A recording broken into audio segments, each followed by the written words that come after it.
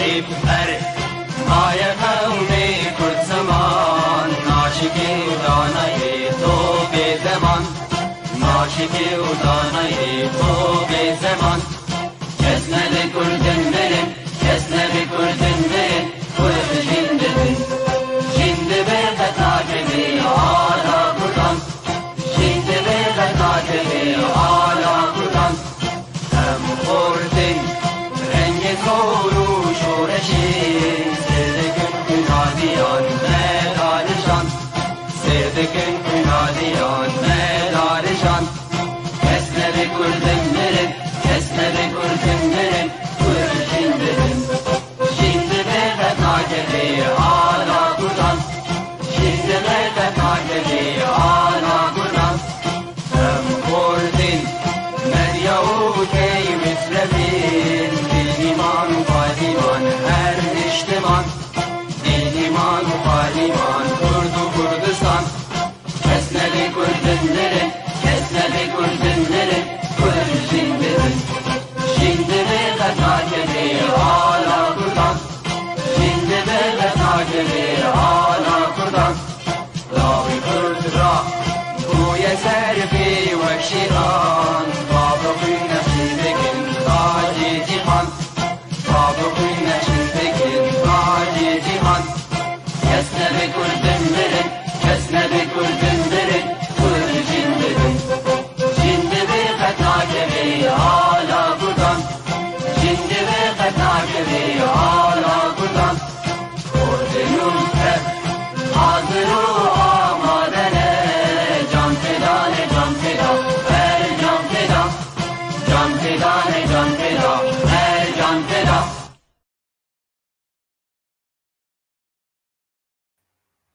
مساء الخير وأرق تحية عطرة لكم أينما كنتم مشاهدي بيف تي في الأكارم.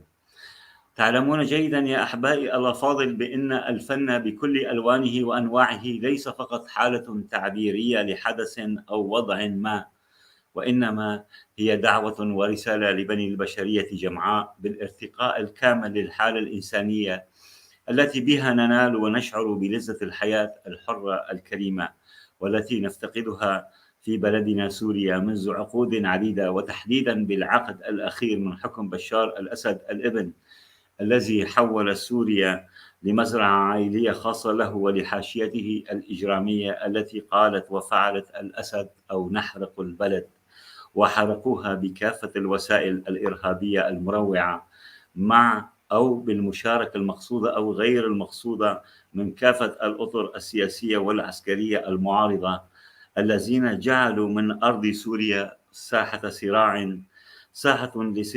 لصراع دولي قذر لم يحتار الفنانون التشكيليون بالبحث عن ألوان لرسم لوحتها التي أصبحت سوداء قاتمة، وكذلك المنشدون من الشعراء والفنانين الغنائيين الذين أبدعوا بأداء الأناشيد والأغاني الحزينة أو بالأصح المأساوية كحال غالبية السوريين بداخل الوطن وخارجه، والذي ضيفي حلقتنا لهذه الليلة منهم وهما الفنانين الكبيرين الأستاذ الفنان السوري الكبير خالد جرماني، وهو ابن محافظة السويداء جنوب سوريا، وخريج المعهد العالي للموسيقى عام 1999، وبعد التخرج عمل على مشروعه الموسيقي كعازف ومؤلف عبر الإيمان بكونية الموسيقى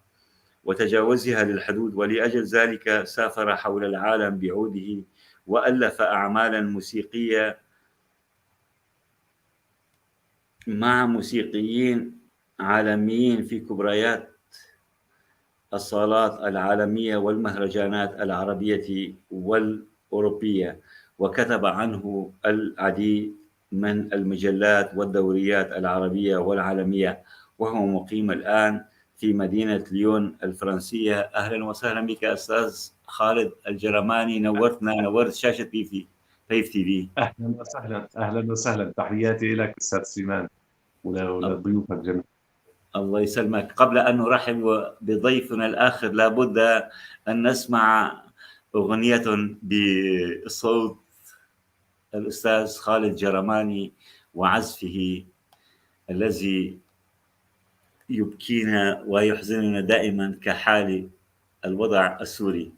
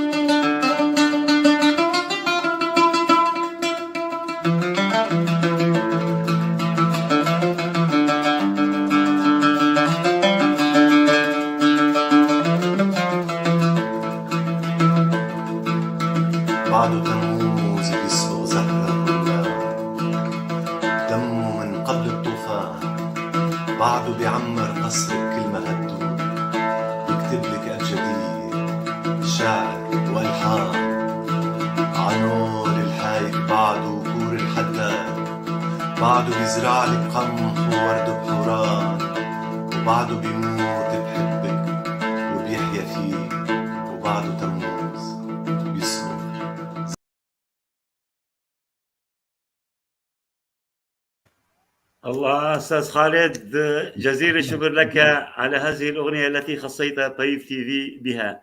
جزيل الشكر لك. شكرا شكرا.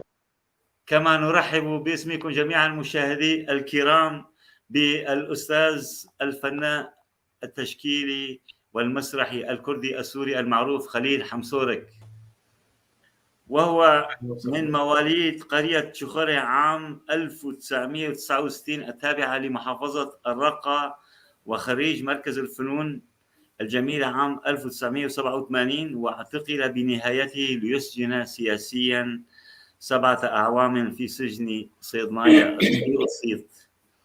وهو فنان متخصص بالحرق على الخشب ومدرس متطوع بالعمل مع الأطفال ذوي الاحتياجات الخاصة عام 2003، وعمل ممثل ومخرج مسرح الأطفال والكبار، وأقيم له العديد من المعارض الفنية الفردية والجماعية في سوريا وتركيا وفرنسا، وهو عضو تجمع فناني الرقة ومؤسسي الرحلة النهرية من توتول إلى ماري، كما إنه مؤسس الحوار العربي الكردي في محافظة الرقة عام 2001.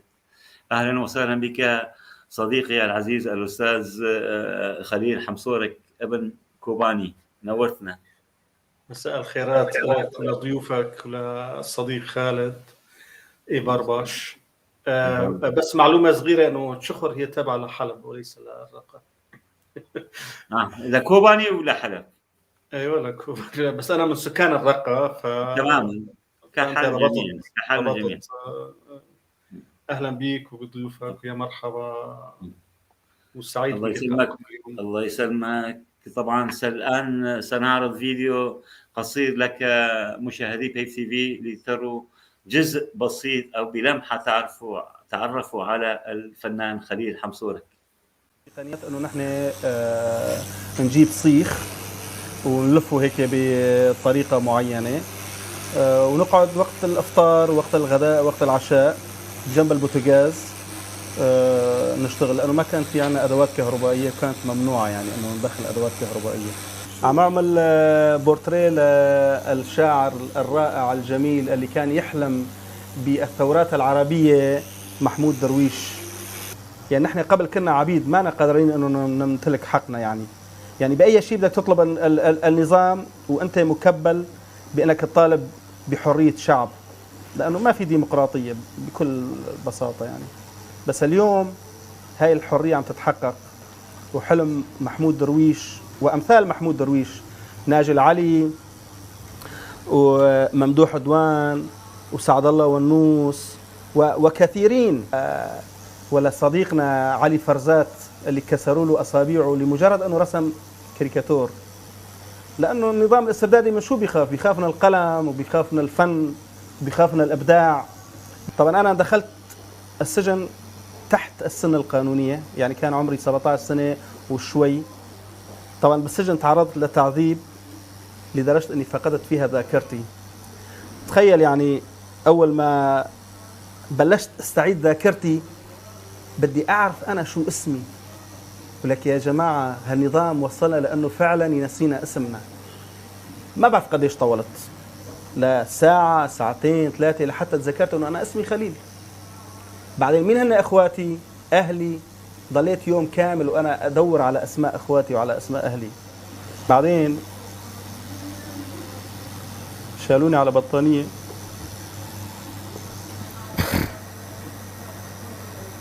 وعلى مشفى التل أكثر من 10 أيام. ما كنت أقدر أروح أطلع الحمام. بعدين شوي شوي يعني تماثلت للشفاء. إيه. وطلعنا على الحرية، وما رح نتخلى عن هالحرية ولا رح نفرط بهالحرية. الحمد لله على السلامة، وكلنا ننتظر الحرية. كلنا كنا في سجن صغير، وكل سوريا الآن في سجن الكبير. نتمنى أن ترى سوريا حريتها القريبة. أستاذ خليل، نورتنا مرة أخرى. أهلا بك، شكرا. سنبدأ مع الأستاذ خالد. أستاذ خالد، يبدأ الإنسان حياته بصرخة بكاء، وهي الكلمة التعبيرية عن انتقاله من بيئة مظلمة إلى حياة النور. برأيك، هل ما زالت سوريا والسوريين في البيئة المظلمة، أو في حالة المخاض والولادة الجديدة المنشودة، والتي يبدع الفنانون في استقبالها بالأناشيد والألحان الحماسية؟ هل نحن سنتحمس أو محمسون إن صح التعبير باللغة العربية للحياة الجديدة، للولادة الجديدة، لسوريا الجديدة؟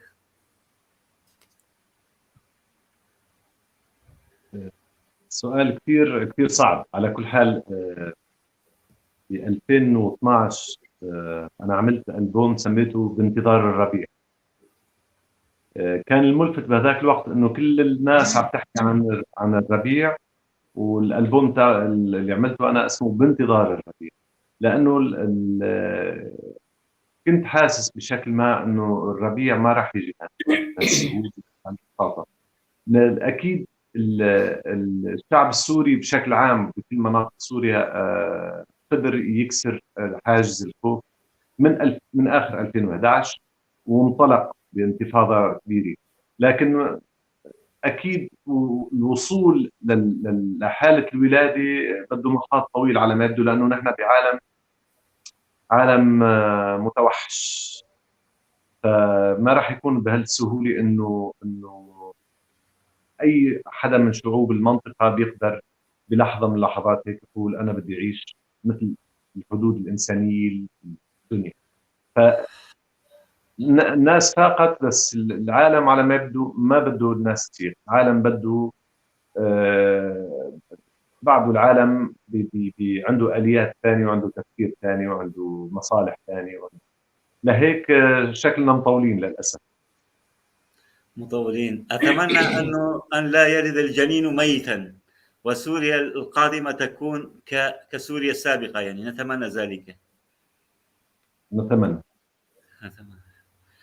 أستاذ خليل، الأزمة أو المأساة السورية أراحت الفنانين التشكيليين قليلا من التيه بالبحث عن الألوان، حيث يحتاجون فقط للون الأسود لرسم اللوحة السورية القاتمة، فهل ذلك صحيح؟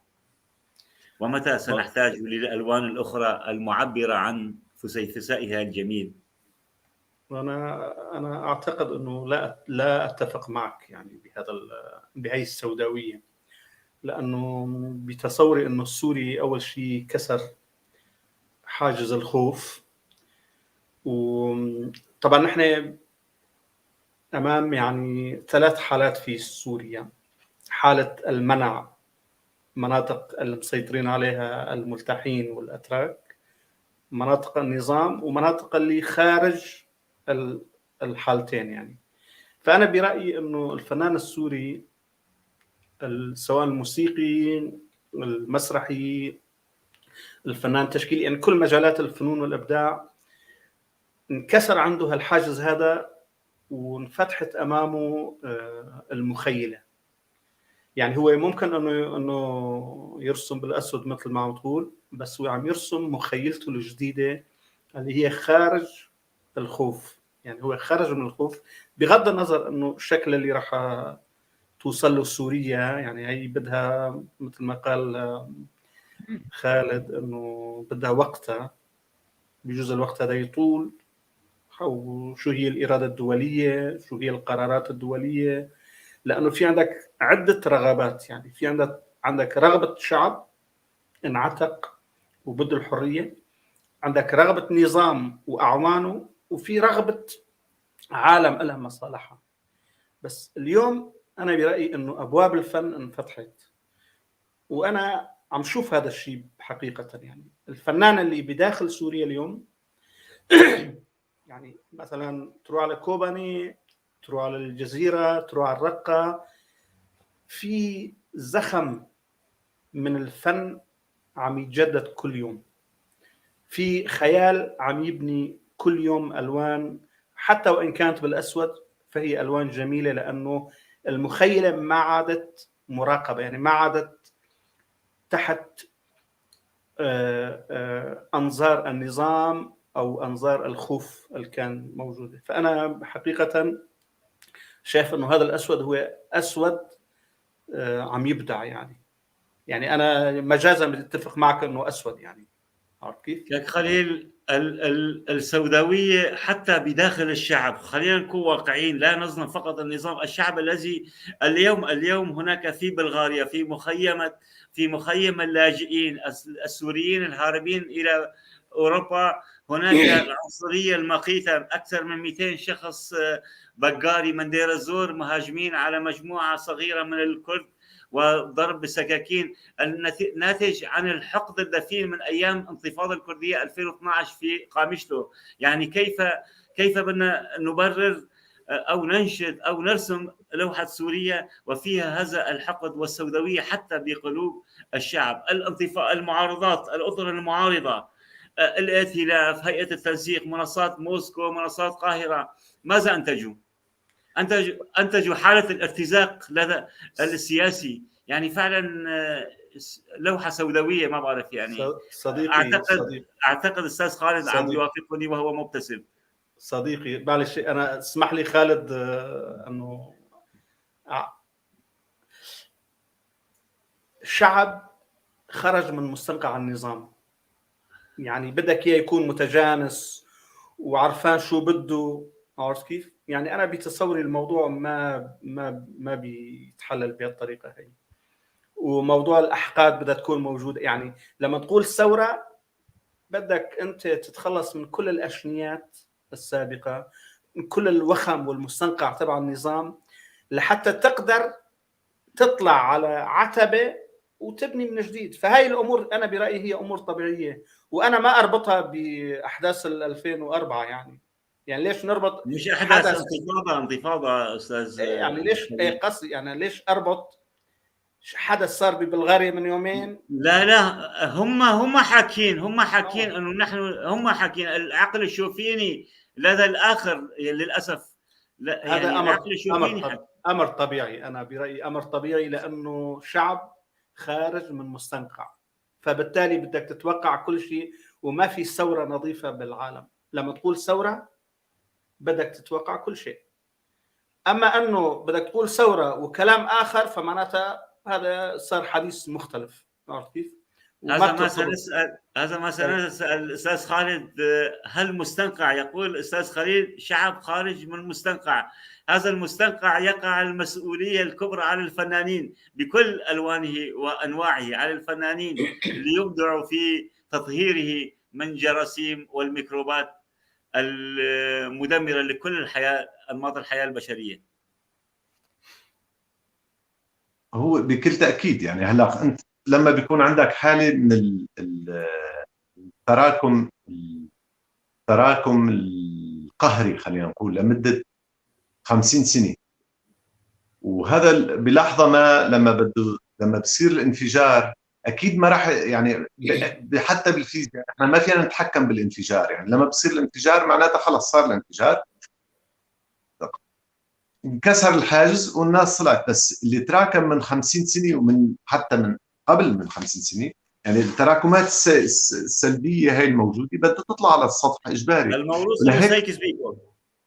تمام. بس الفكرة إنه بهيك بحالة الانفجار هو شيئين بيطلعوا على السطح، مش بس السلبي. يعني بيطلع السلبي وبيطلع الإيجابي أيضا، بس للأسف دائما السلبي هو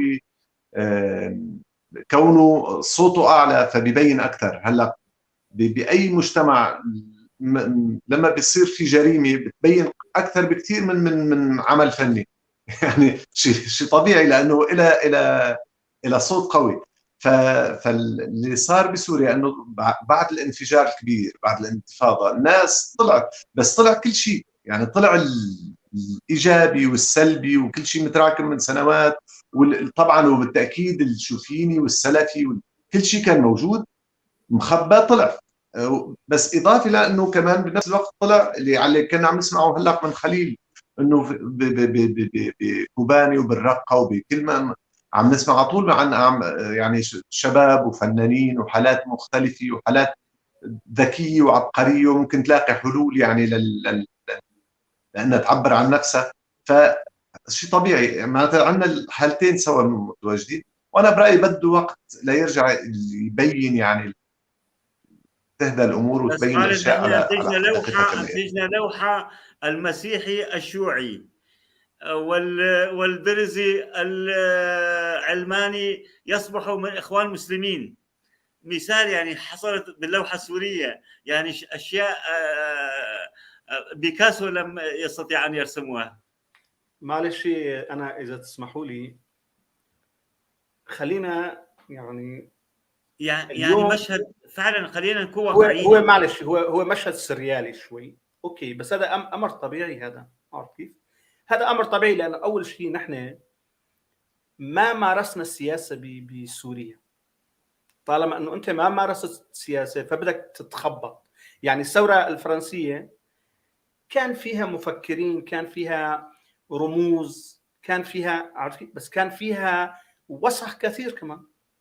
يعني كانت المقاصل بالشوارع، عارف كيف؟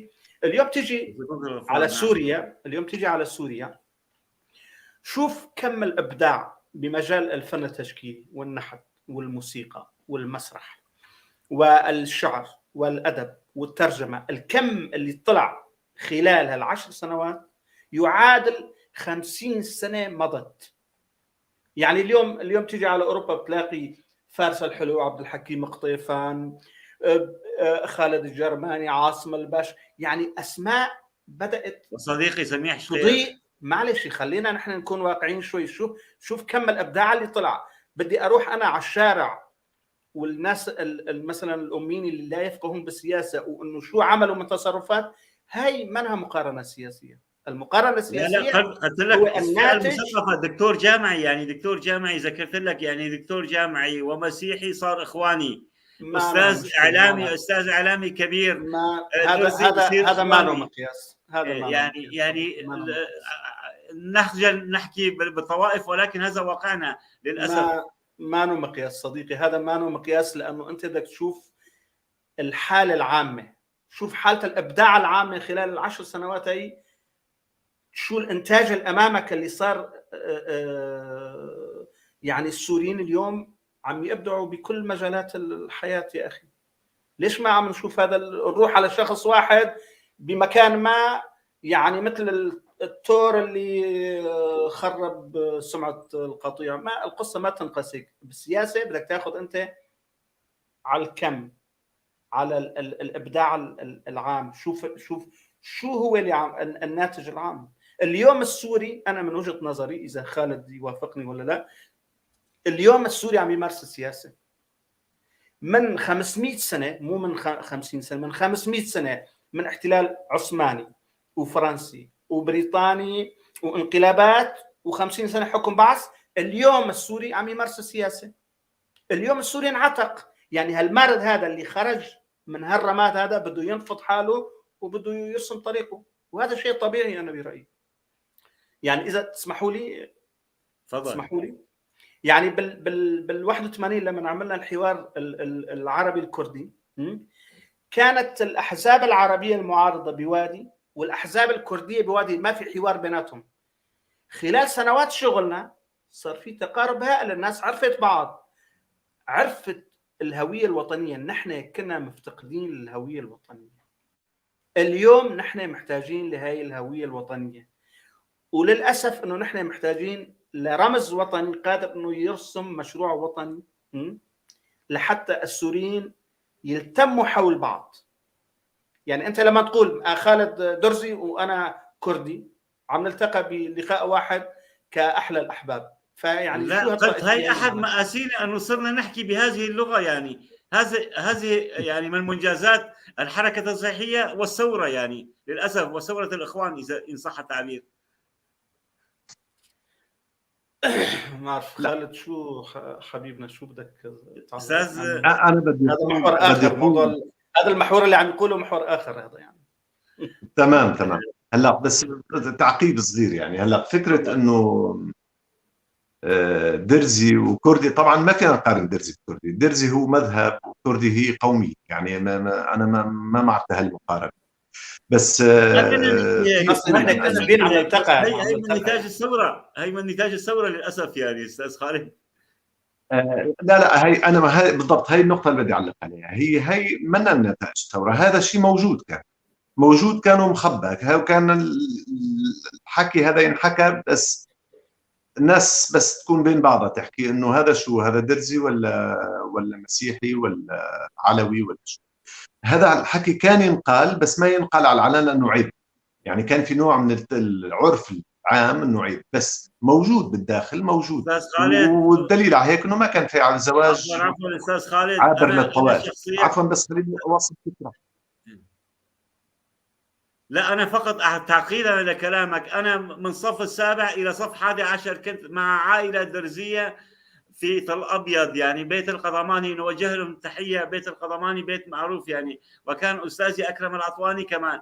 فما كنا شي يوم يقولوا أنت كردي أو أنا أقول أنت درزي، ما كنا نحكي. ولكن في ثورة الإخوان إن صح التعبير صرنا نحكي هيك. طبعا في الحقبة، في الحركة التصحيحية طبعا صرنا نحكي هيك.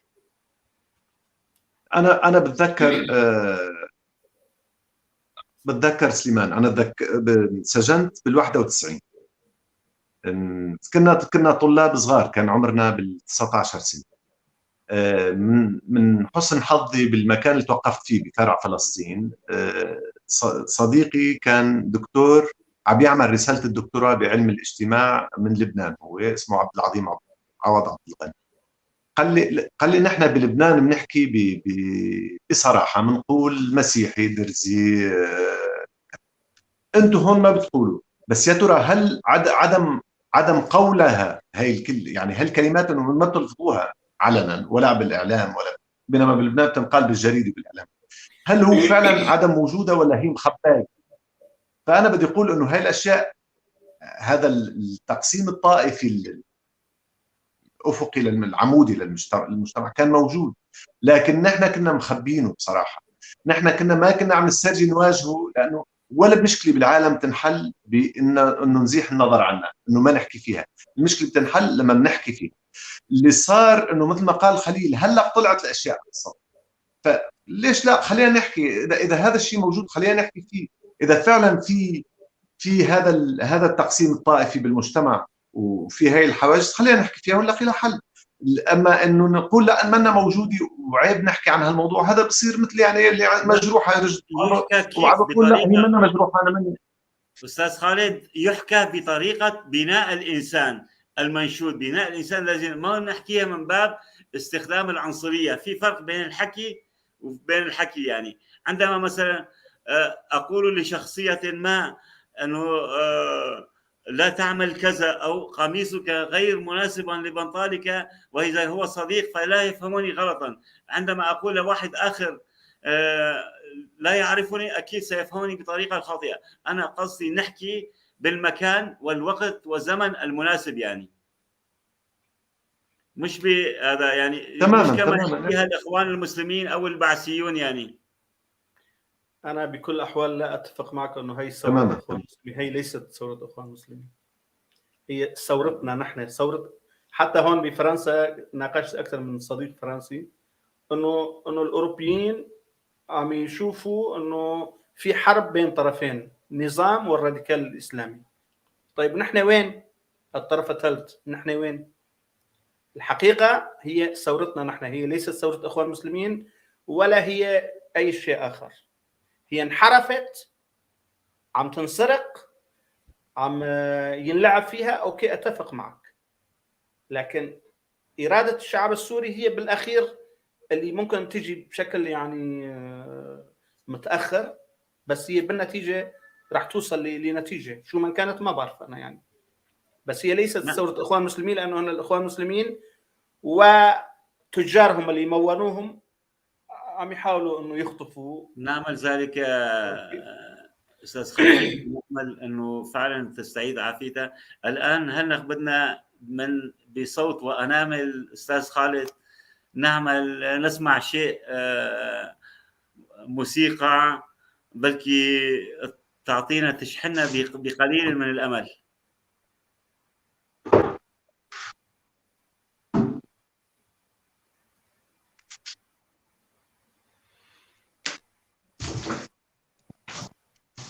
استاذ خالد، لا انا شخصيا لا احبذ ان اطلب اغنيه محدده من فنان ما، ولكن يا ريت تكون هيك اغنيه حماسيه للثوره الحقيقيه، ما تكون بالكردي.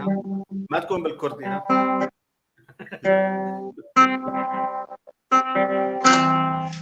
راح اخذ عود ثاني لانه هذا العود على مد دوزانه طرى. راح اخذ عود ثاني يا سيدي. لا الحقيقة أنا بالغناء مقل، يعني أنا بشتغل أكثر بالموسيقى بدون غناء، وبالحماس مقل أكثر كمان. الصوت جميل.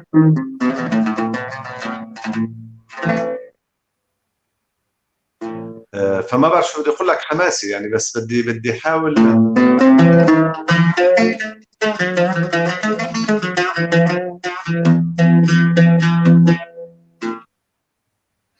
في قطعة كنت عم بشتغل عليها لقيس ابن المولح، ابن الملوح يلي هو مجنون ليلى. تمام، الملوح مجنون ليلى. مجنون ليلى بلحظة من اللحظات بيقول: ولم ينسني ليلى افتقار ولا غنى ولا توبة حتى احتضنت السواري، فإن تمنع ليلى وتمحو بلادها، انتبه للفكرة، فإن تمنع ليلى وتمحو بلادها لن تمحو علي القوافي. يعني فيكم تعملوا اللي بدكم اياه، بس ما فيكم تمنعوني اكتب شعر. يا سلام، شيء جميل. رائعة، تفضل. والأروع سيكون بصوتك.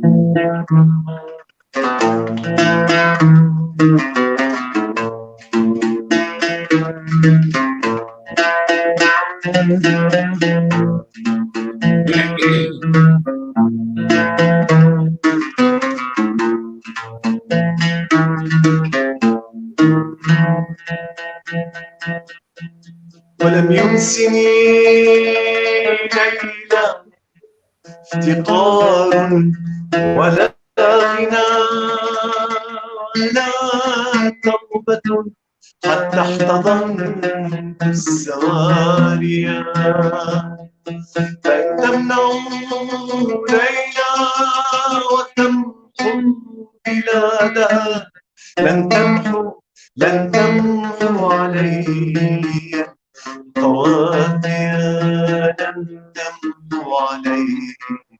لن تمحو علي القوافي. تذكرت ليل والسنين الخوالية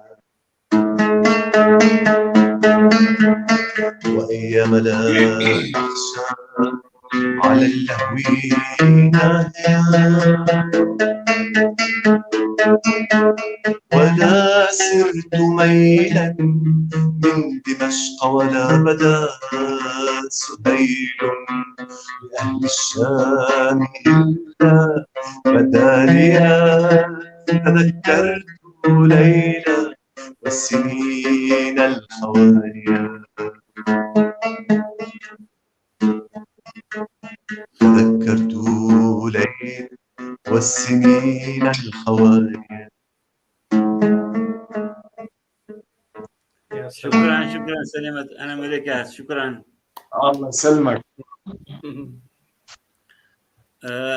السؤال هنا أستاذ خالد، الفن والثقافة هما خبز الحياة الحرة الكريمة، فهل هناك فن غنائي ملتزم بهما في سوريا فن الملتزم؟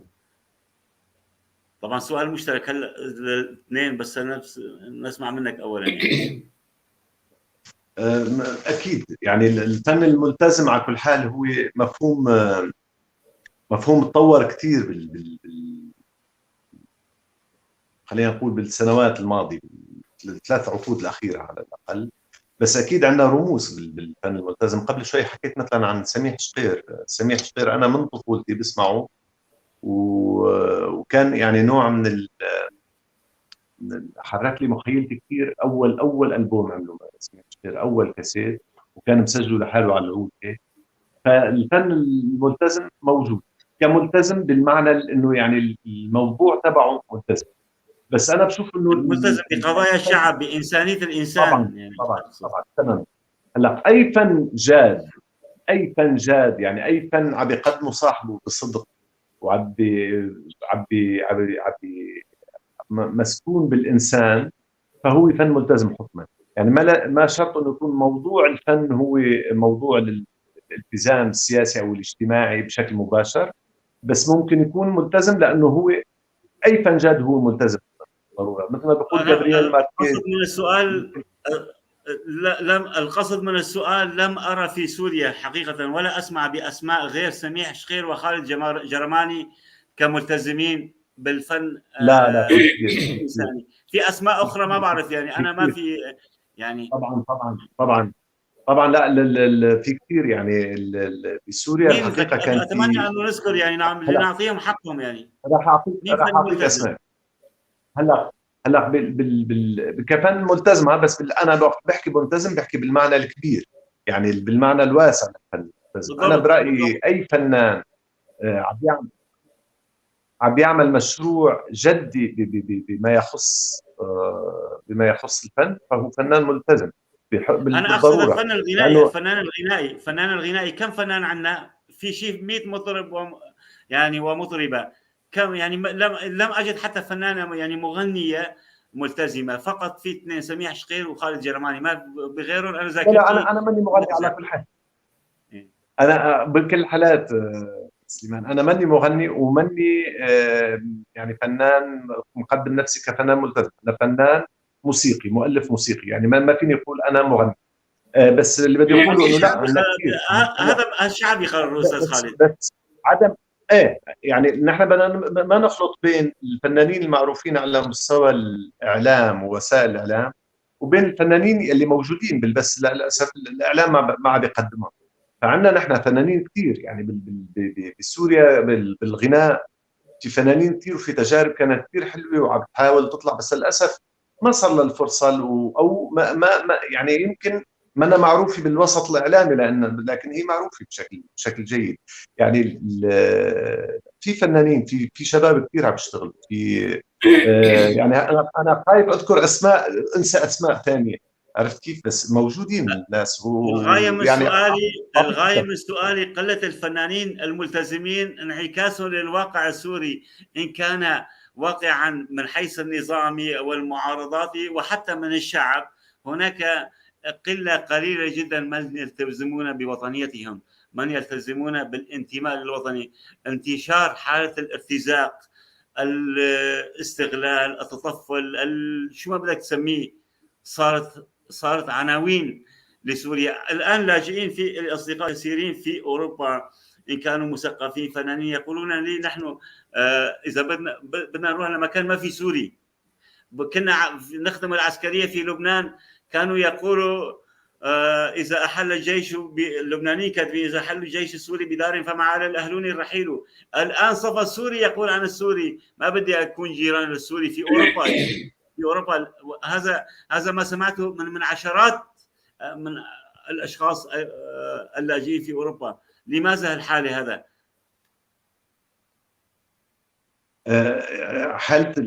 حالة هلا انا ضعت، ما بعرف على شو بدي احكي صوت، على الفن الملتزم ولا على حالة التشرذم السوري؟ لا، هذا الفن الملتزم، يعني فن لازم بيلتزم بهذا. نحن قلنا عنوان محور الحلقة الفن وبناء الإنسان. لازم نبني الإنسان السوري جديد اللي فعلا بيطهرنا من كل هالرواسب. تمام، كثير منيح. خليني احكي بمجالي انا، لانه ما يعني خارج مجالي رح ضيع شوي. بسوريا انعمل معهد عالي للموسيقى. الحقيقة المعهد كمستوى أكاديمي كان جيد، لكن وجود سلطة خلف أي نشاط ثقافي، سلطة ديكتاتورية قمعية، كانت حاطة نوع من الغربال، إنه ما في بيطلع من هالغربال غير بيطلع، يعني بقصد بيطلع ينعرف، يعني ينعرف على وسائل غير اللي مرضية عنهم تماما. لكن على الرغم من ذلك قدرت كثير من الشباب انه يخرجوا او داخل سوريا او خارج سوريا ويقدموا نفسهم بشكل ناجح. طبعا اكيد ما رح نعرفهم على وسائل الاعلام، لانه ما مفهوم لمين وسائل الاعلام. القصه انه ما في فن ملتزم، في فن ملتزم، بس لكن ما صار له المجال انه يتعرفوا الناس بسوريا. يعني في فنانين سوريين وصلوا على اخر الدنيا وانعرفوا، وعندنا بسوريا ما حدا بيعرفهم. يعني هلا قبل ما اصير سافر انا على فرنسا واوروبا بشكل عام، كنت احمل عودي وروح من محافظه لمحافظه اعمل حفلات بالمجان. يعني رحت على سلميه، على حمص، على السويدة، على اللاذقيه، على دير الزور، على الطبقه. على درعا، على الشجره، على لو حلب. كنت جاي لها كوباني كان وضع غير شكل. لكن المشكل انه ما حدا حكى عن هذا الكلام. يعني ما حدا اجى قال انه في حدا لما صرت باوروبا ورجعت اول مره صاروا يقولوا ايه في عندنا فنان معروف وصل على الناس. يعني الحقيقه هي المشكله هي وسائل اعلام مسكره وما بتطلع حدا غير يلي يعني بيخدم الاجنده تبعهم. فهون المشكله. اما الفنانين موجودين، وموجودين يعني بشكل فعلا ملفت. يعني اليوم هلا فوت على اليوتيوب وشوف بس الفرق الشابه اللي عم تطلع واللي عم بيعملوا تجارب جديده يلي وحكيهم في ذكاء وفي بيحمل وراه كثير، وبالموسيقى عندهم بحث جدي. يعني انا ماني شايف انه الحاله سوداويه بالشكل اللي عم تفضل فيه. يعني انا شايف انه لا، في شيء، لكن طبعا ما يعني المؤدلجين ما بنشوفهم. يعني المؤدلجين يا بتجي بتحكي لهم بالشعار تبعهم ان كان معارض او موالاه، يا بتحكي له بالشعار تبعه او بتخدم له الاجنده تبعه او انت غير موجود. هاي المشكله.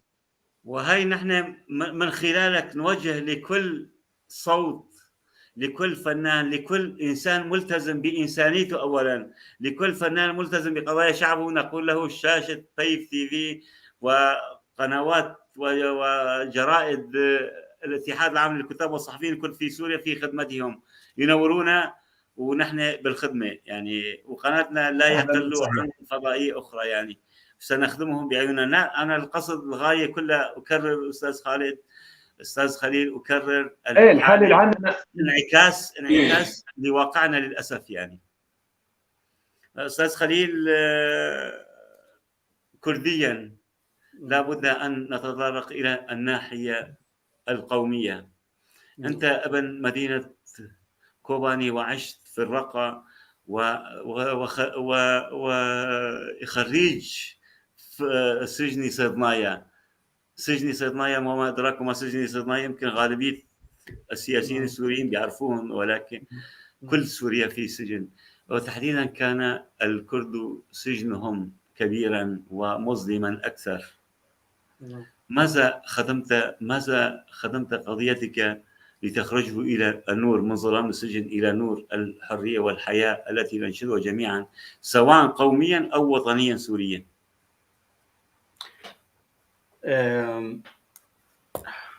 أسئلتك صعبة. المشكلة إنه الواحد هيك بيدخل بمتاهة.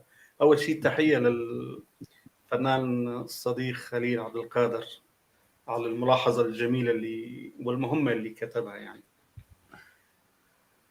بدي أرجع فقط لملاحظة صغيرة عن موضوع الفن. ونحيي كل متابعينا الكرام. الفن الملتزم والغير ملتزم. أنا برأيي يتعدل السؤال لوجه آخر. الفن المؤدلج والفن اللي هو للثقافة، اللي هو ناتج للثقافة. يعني نحن أمام حالتين: حالة المؤدلج اللي هو ينتج الفن سواء بمرحلة النظام كان كله في مديح حافظ الأسد وبشار بالإجبار، والحالات الفنان، يعني الفنانين السوريين فنانين مهمين يا أخي، وأنتجوا ثقافة جميلة جدا سواء بمجال الموسيقى، الفن التشكيلي، النحت، يعني اليوم في أسماء بالعالم ما أنها قليلة بهالمجالات هي الثقافية. هذول كلهم خرجوا من العباءة السورية وبعيدا عن النظام. يعني كان في نوع من التحايل على يعني كنا نحن تحت الرقابة الأمنية ونشتغل ونحاول انه استاذ خليل، في زميله فدوى حسين عم تسالك يعني، واستاذ خالد يقول مساء الخير جميعا، هل يستطيع الفن ردم الفجوه والتشرذم الذي خلقه دعاة الثوره والنظام بين المكونات السوريه؟ هذا جزء من حديثنا. الفن، الادب، الثقافه هو جزء مهم من اي ثوره.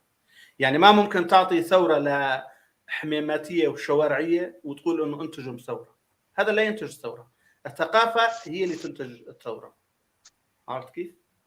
يعني اليوم تجي على الفن، هي وظيفه الفن هي انتاج الثقافه. والثقافة هي جزء من ثورة الإنسان ومن تطوره الاجتماعي والثقافي والعقلي والفكري والإبداعي. صحيح نحن خرجنا من هالمستنقع هذا أو الجانب المظلم أو السوداوي اللي يقول عنه الصديق خليل عبد القادر، بس اليوم شوف السوري شو عم يساوي، شو عم ينتج. يعني الفنان الكردي اللي كان مقموع دبل، والإنسان الكردي بالعموم اللي كان مقموع دبل بسوريا قاوم هالنظام هذا، لأنه هو واجه نظامين بنفس الوقت، واجه قمعين، قمع الشوفيين، قمع المؤدلجين القومجيين، وقمع النظام. يعني نحن كنا نشتغل بالمعارضة، بدك تقنع اللي معك بالمعارضة على أنه أنت شخص وطني وتحمل هاي الهوية الوطنية، أنت عم تحاوره وأنت متهم، هو معارض. يعني هذا الموضوع عانينا منه، أنا شخصيا عانيت منه جدا. يعني فتيجي أنت اليوم تقول أنه شو أنتجنا وشو دور الفن بالثورة. الدور الفن أو دور الأدب، دور الثقافة هو الدور أساسي بأي ثورة.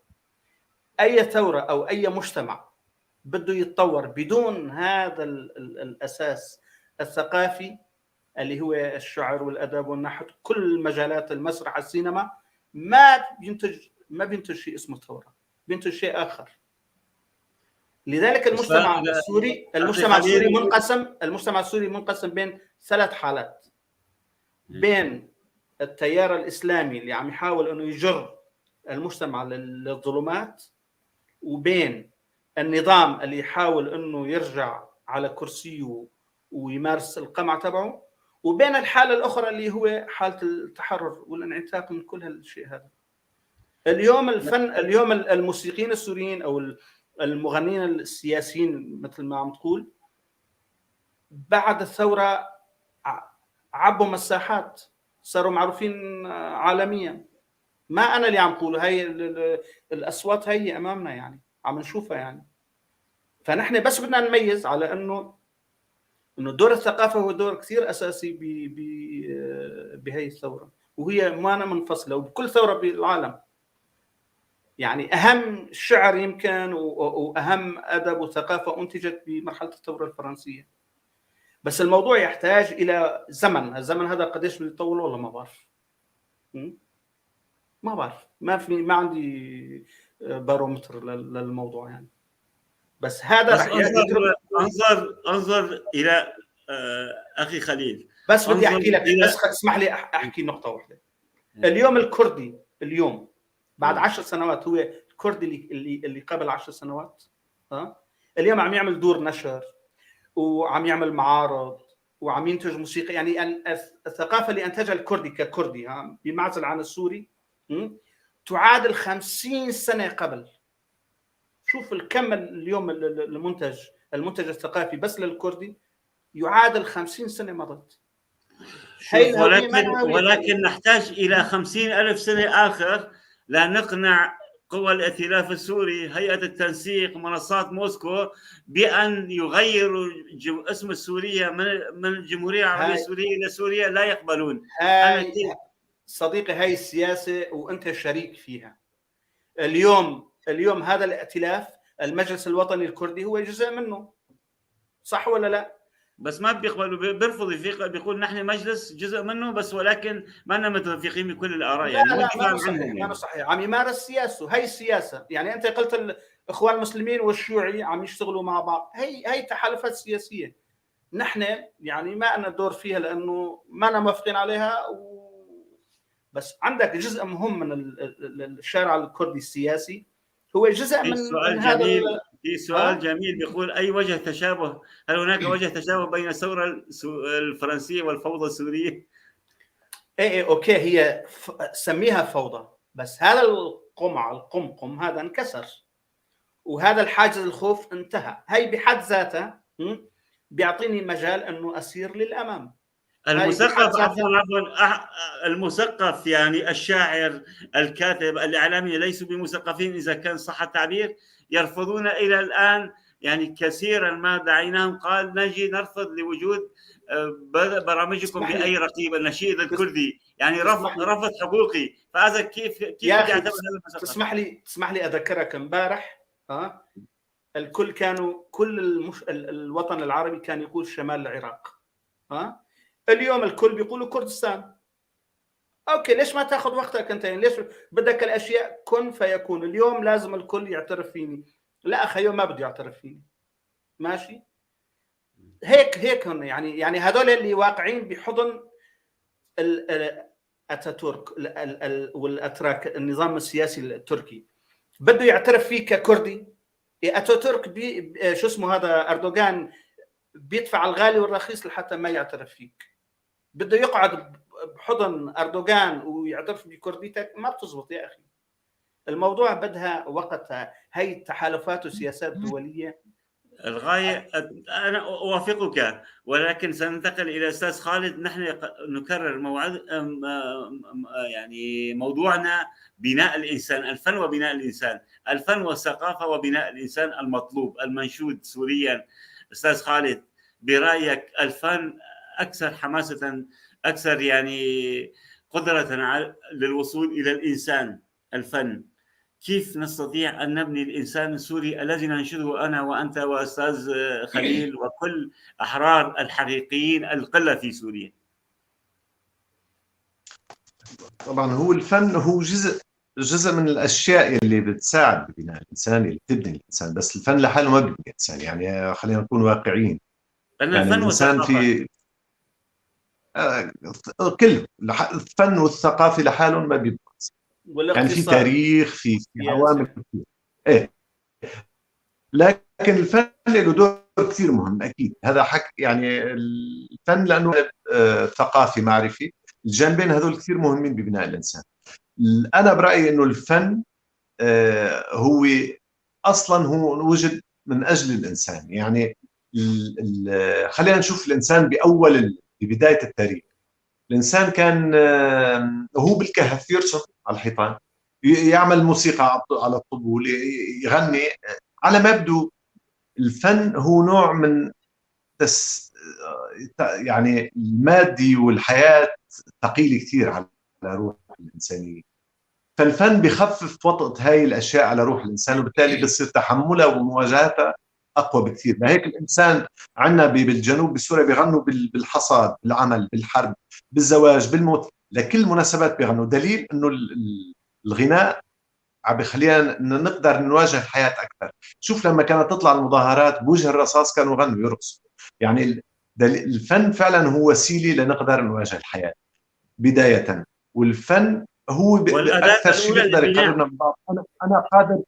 أنا قادر أسمع موسيقي تركي وكردي وإيراني وهندي، ما عندي مشكلة معه. ما عندي أبدا أي مشكلة مع أي موسيقى بتجي من أي مكان بالعالم، لأنه الموسيقى هي إنسانية. الموسيقى هي ما فيها أي صبغة ما قبل إنسانية، ما بعد. يعني لا قبلية ولا طائفية ولا قومية ولا شيء. الموسيقى بالدرجة الأولى إنسانية. أنا بس أنا شخصيا بسمع كل شيء بالعالم، كل شيء، من الموسيقى الهندية للفلامينكو الإسباني للشيفان بيروير، كل شيء، ما عندي مشكلة. يعني ما عندي تابو بالفن. ولانه الموسيقى هي اللي بتبني الانسان. نحن لو تعودنا وتعلمنا من طفولتنا نسمع كل موسيقى الشعوب ما كنا تحولنا لشوفينيين. ولا ممكن يكون انسان بحب الموسيقى يصير شوفيني او يصير متعصب.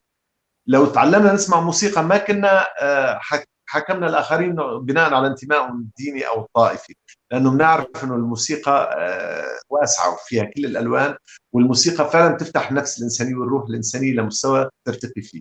هاي بالموسيقى بمجال اختصاصي. والفن بشكل عام يخص يعني ينطبق عليه اللي عم بقوله. فانا بكل ثقه انه الفن له اكيد ما بيني لحاله الانسان اكيد، بس له دور كثير كبير بانه يرتقي بروح الانسان ويخليه على الاقل يتحمل الحياه ويواجهها. نأمل ذلك. أستاذ خليل، وصلنا إلى تقريبا نهاية البرنامج. سؤالي ما قبل الأخير، يعني الفن تشكيلي، وأنت فنان تشكيلي معروف، ويمكن الأول بسوريا بحيث الحفر على الخشب أو الحرق، الرسم بالنار، الحرق بالخشب. يعني أعذرني أنا والفن وخاصة التشكيلي شوي بعض عن بعض. لأنه احترقنا بالآلام السورية كثيرا، فلذلك شوش كل أفكارنا. إذا طلب منك كردي بسيط أن ترسم له لوحة كردي محروم وطن، أو لوحة كردي سوري ينشد وطنا له وهو متهم من قبل شركائه بالعنصرية وكل وسائل القمع الأخرى التي يحللها الشيوخ وما يسمى بالمثقفون. كيف ستكون تلك اللوحة؟ بأي لون ترسمها؟ راح ارسم ليها بالنار. بالنار راح ارسم ليها. راح ارسم ليها بالنار يعني، ولانه سؤال يعني احنا طول عمرنا نرسم الملاحم، نرسم الحكايه، نرسم الواقع، عرفت كيف؟ بس انا كل شيء ارسمه بالنار يعني للاسف. بالنار. فدائما الاخر بيقول في رأي النار احيانا كان عند المصريين القدماء يعتبر رمز او مصدر للنور يعني. فنارك ان شاء الله يكون نورا للانسان الكردي والسوري العام بشكل عام يعني. بس في عبد الخان عم يسأل سؤال ويبدو ملح عليه يعني، انه انت ليش متفائل؟ لانه لا يمكن التيارات الاسلاميه او الظلاميه واللي لهم مصالح واجندات مرتبطه بتركيا او بعض الاطراف ياخذوا الشعب السوري، ولا يمكن النظام يجر الشعب السوري اللي خرج من حضيرته انه يرجعه على الحضيره. فنحن الطرف الثالث انا شايف انه العالم عم يصير للامام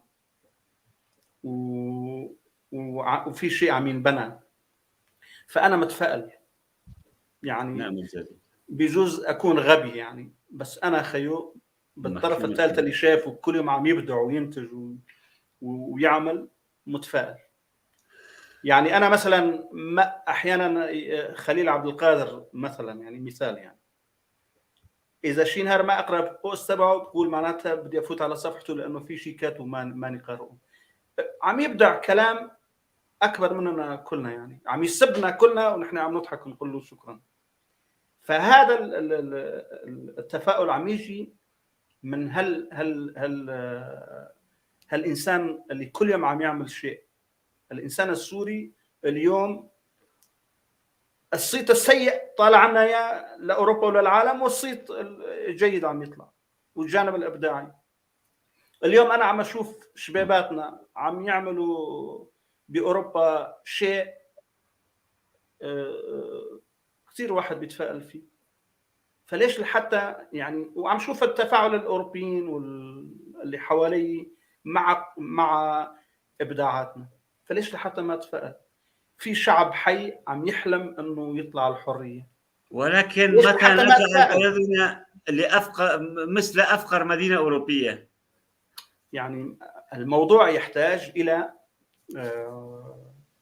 إلى زمن يعني، بجوز مو بزمننا بس هل الشعب هذا اللي انعتق ما راح يرجع لحضيرة لا السلفيين والإخوان ولا راح يرجع لحضيرة النظام، وهذا كافي أنا برأيي.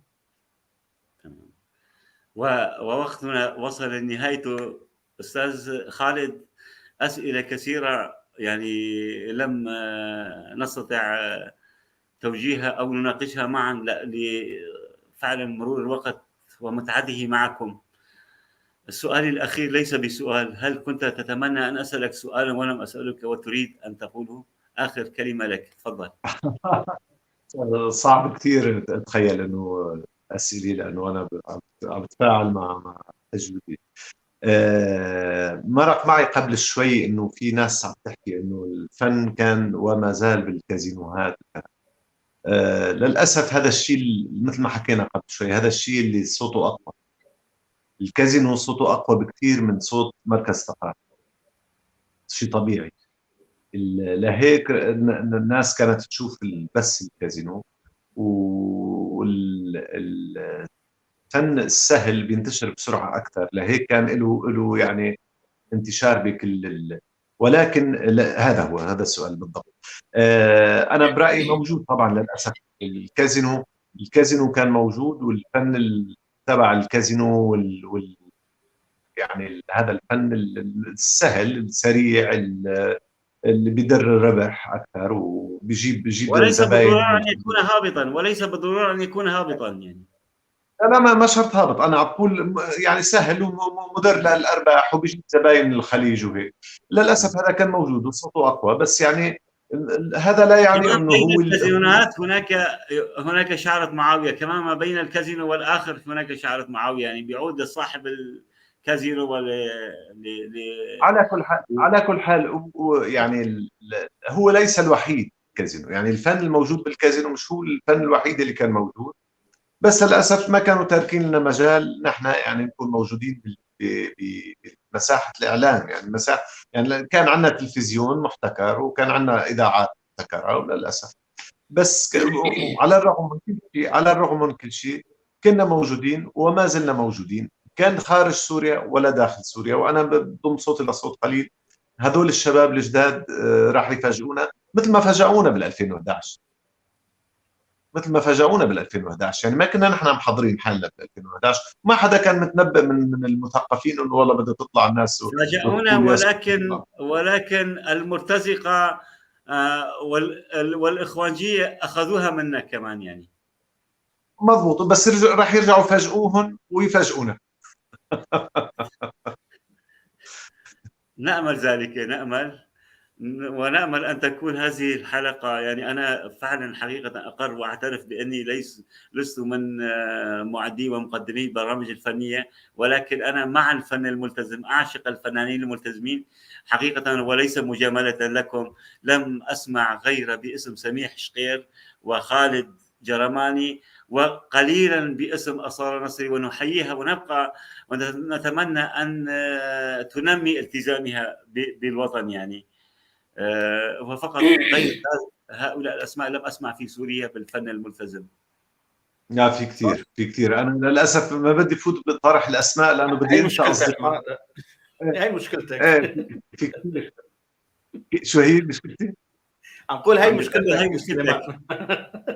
انه ما سمعت هي مشكلتك. مشكلتك بالضبط. يعني ومشكلتكم يجب أن توعونا يعني. أستاذ خليل، نفس السؤال لك، كنت تتمنى أن أسألك سؤال ولم أسألك؟ آخر سؤال بدقيقتين. والله هو الحكي كثير بس أنا اللي بحب أقوله إنه بس هو بجوز استكمال، يعني مناطق النظام اليوم المكتبات عم تتسكر فيها وتتحول صرافات والى اخره، وبالعالم اليوم عم تنشر الكتب السوريه وتنفتح دور نشر وترجمات شغاله، يعني في شيء كثير جميل يعني عم بيصير، عم ينتجه السوري، يعني من سندويشة الشاورما لدور النشر اليوم شغاله بالعالم للسوريين. فانا بشوف انه بس يعني تطور اسئلتك، تعمل استراتيجيه للاسئله بيكون افضل، انا برايي يعني. وشكرا نعمل ذلك في لقاء آخر. أنا حقيقة يعني بعد أكثر من 60 حلقة من هذا البرنامج يعني، وكلها 99% مثل الانتخابات العربية كانت مع السياسيين يعني، فكله كان تشاؤم يعني، وللأسف ما نسمعه الآن. البارحة كان بوتين وأردوغان يتاجروا ويقرروا عنا، فقدنا عملوا مؤتمر لاسترداد السيادة والقرار وفشل، ومؤتمرات ومعارضنا كلها فشلت. هاي السوق السياسي، هاي السوق السياسي هي. تفائل شوي وشوف الوجه المشرق يعني. يعني فعلا انا مضى الوقت، ولكن هل السياسي يصنع المثقف ام المثقف ابن السياسي؟ المفروض السياسي يكون ابن المثقف. بيكملوا بعض، الاقتصاد والسياسه والثقافه بيكملوا بعض، ما بعيدين عن بعض. نعمل ذلك. أنا فعلا استمتعت معكم جدا جدا، ضيوفي الكرام الأستاذ خالد جرماني، أستاذ خليل حمصورك، نورتونا. أتمنى سنودع المشاهدين، تبقوا بالاستوديو ما تحت الطاولة، سنعمل 5 دقائق حوار آخر يعني. مشاهدي بيف تي في الكرام، وصلنا إلى نهاية حلقة هذه الليلة. في الخميس القادم مع موضوع جديد وضيوف جدد، وإلى ذلك الوقت دمتم في رعاية الله.